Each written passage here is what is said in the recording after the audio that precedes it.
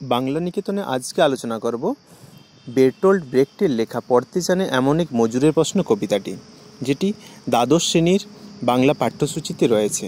কবিতাটি প্রত্যেকটি লাইন ধরে ধরে সহজ করে বোঝানোর চেষ্টা করব, তাতে কবিতাটা পুরোটা শুনলে আশা করছি কবিতাটা জলের মতো পরিষ্কার হয়ে যাবে, কোনো রকম অসুবিধা থাকবে না।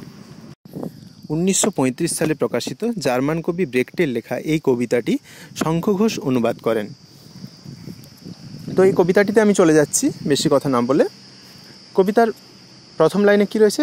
কে বানিয়েছিল 7 দরজাওয়ালা থিপস? থিপস কি না, থিপস হচ্ছে মিশরের একটি স্থান। তো সেই 7 দরজাওয়ালা বিখ্যাত স্থান, সেটা কে বানিয়েছিল না, বইয়ে লেখে রাজারা। বইয়ে লেখা আছে যে রাজা বানিয়েছিল।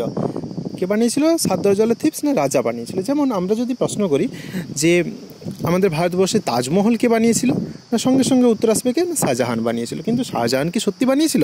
শাহজাহান কি কোনো রকমভাবে সেই কাজে সাহায্য করেছিলেন? তিনি শুধু শ্রমিকদেরকে সেই কাজে নিয়োগ করেছিলেন, মিস্ত্রিদেরকে সেই কাজে নিয়োগ করেছিলেন। কিন্তু বই কার নাম লিখছে? না শাহজাহানের নাম লিখছে। ঠিক তেমনিভাবে 7 দরজাওয়ালা থিপস কে বানিয়েছিল বললে বইতে আমরা কি পাই, উত্তর কি পাই? গুগলে সার্চ করলে আমরা কি উত্তর পাবো? না রাজার নাম পাবো।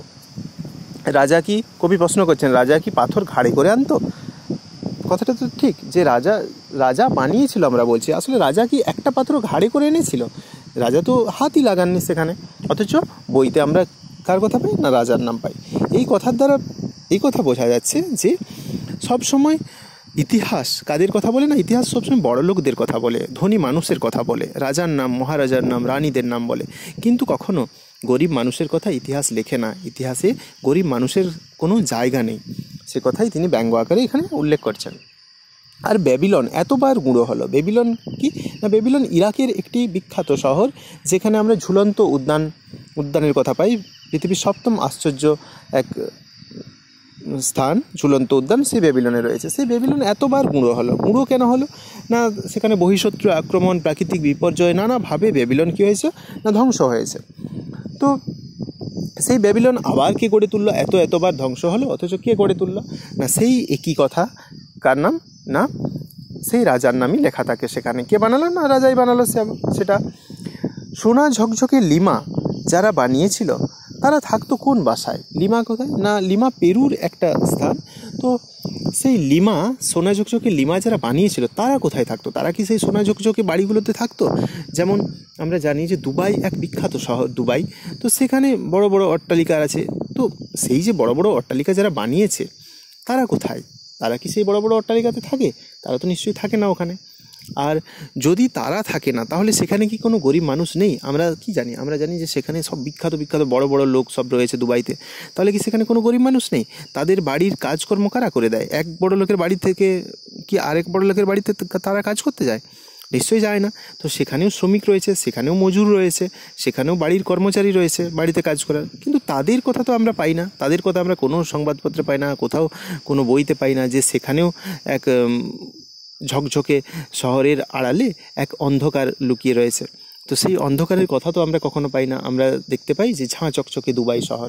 ঠিক তেমনিভাবে কি দেখা যায় না, লিমা যারা বানিয়েছিল তাদেরকে কোথাও খুঁজে পাওয়া যায় না। তারা কোন বাসায় থাকতো কেউ জানে না। পরের লাইনে কি দেখা যাচ্ছে? চীনের প্রাচীর যখন শেষ হলো সেই সন্ধ্যায় কোথায় গেল রাজমিস্ত্রিরা? অর্থাৎ চীনের যে বিখ্যাত প্রাচীর, যে বহিঃশত্রু আক্রমণের হাত থেকে রক্ষা পাওয়ার জন্য চীনের যে প্রান্তে প্রাচীর বানানো হয়েছিল, সেই প্রাচীর যেদিন শেষ হয়ে গেল সেদিন তো নিশ্চয়ই সেখানে বড় পার্টি হলো, বড় অনুষ্ঠান হলো। সেখানকার রাজারা মহারাজারা আনন্দে উৎফুল্ল হয়ে উঠলো। বড় বড় সমস্ত মানুষ সেখানে গেল, সারা রাত ধরে হয়তো নৃত্য হলো।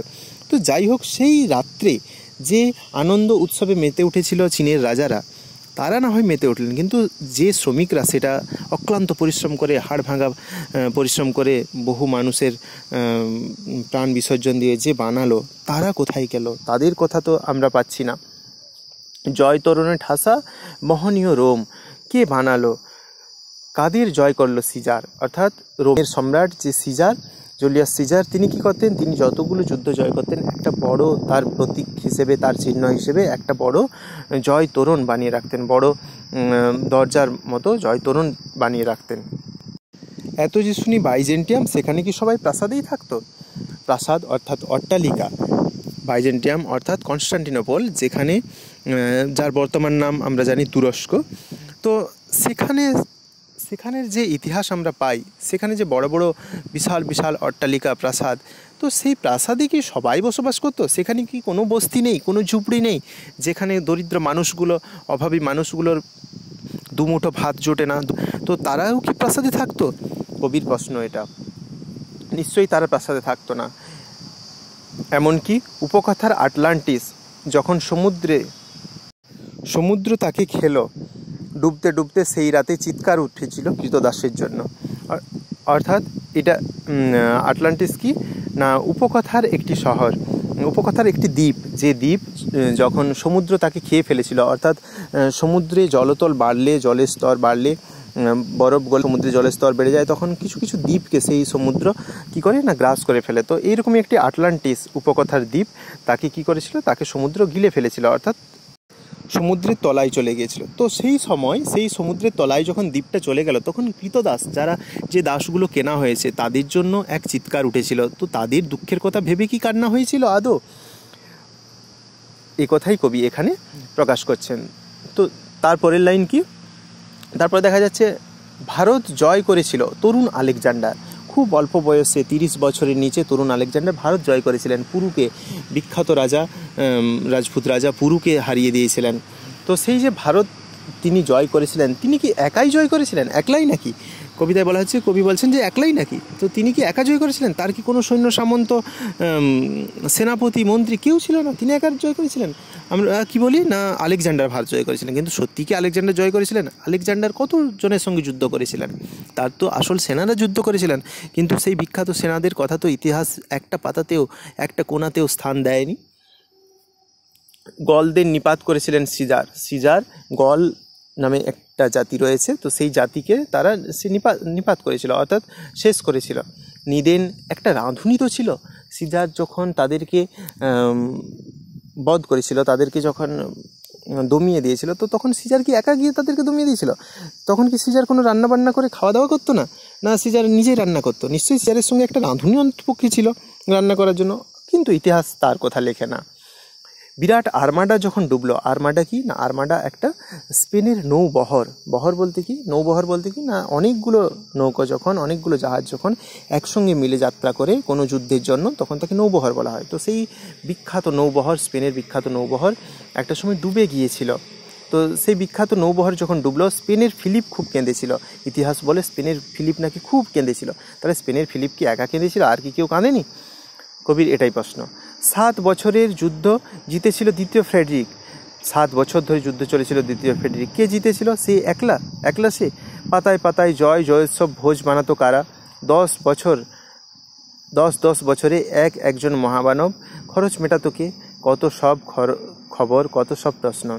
অর্থাৎ কবি এখানে কি বলতে চাইছেন না, দ্বিতীয় ফ্রেডরিক যে 7 বছর ধরে যুদ্ধ জয় করেছিল, তিনি কি একলাই জয় করেছিলেন? আর কি কেউ জয় করেনি? না, পাতায় পাতায় যে জয়োৎসব যে শোনা যায়, সেখানে কারা ভোজ বানাতো না, কারা জয়কার কাদের শোনা যায় না, বড় বড় বিখ্যাত সব মানুষদের। কিন্তু আসলে কি তাই? বড় বড় বিখ্যাত মানুষগুলো কি নিজে বুক চিতিয়ে সামনে শত্রুর সঙ্গে দাঁড়িয়ে যুদ্ধ করেছে? না, তারা একটা অস্ত্র নিক্ষেপ করেনি হয়তো, কিন্তু ইতিহাসে সোনার অক্ষরে তাদের নাম লিপিবদ্ধ। যুগের পর যুগ আমরা সেই ইতিহাস পড়ে আসছি। কিন্তু যে মানুষগুলো, দরিদ্র মানুষগুলো, অভাবী মানুষগুলো, পেটের জ্বালায় যারা যুদ্ধে লিপ্ত হয়েছিল, যাদের উপায় ছিল না, যারা স্ত্রী পুত্র সংসার ছেড়ে পাড়ি দিয়েছিল দূর দূরান্তে যুদ্ধ করতে, হয়তো ফিরে আসেনি আর কোনো দিন, সেই মানুষগুলো যারা প্রাণ হারালো, যারা আত্মবিসর্জন দিল রাজার হয়ে, তাদের কথা কোথায়? তাদের উপরে তো অবিচার করা হয়েছে ইতিহাসে। তাদের নাম তো আমরা কোথাও পাই না।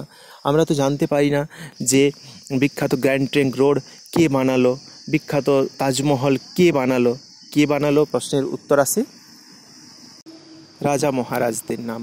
কিন্তু তারা কি আদৌ সে কাজ করেছে? তারা তো আদৌ সে কাজ করেনি। তো ইতিহাসে তাদের স্থান পাকা। কারণ কি? তারা বড়, তারা অনুন্নত ক্ষুদ্র মানুষদের কথা ইতিহাসে ঠাঁই পায় না। এই কথাই কবি আক্ষেপের আকারে এই কবিতায় প্রকাশ করেছে। কবিতাটা যদি এতদূর শুনেছেন, যদি ভালো লেগেছে, অবশ্যই চ্যানেলটাকে সাবস্ক্রাইব করবেন এবং বাজিয়ে দেবেন এবং চ্যানেলের কাছে থাকবেন। আপনার সহযোগিতা আমাকে ভিডিও বানাতে উৎসাহিত করবে। আগাম ধন্যবাদ চ্যানেল সাবস্ক্রাইব করার জন্য।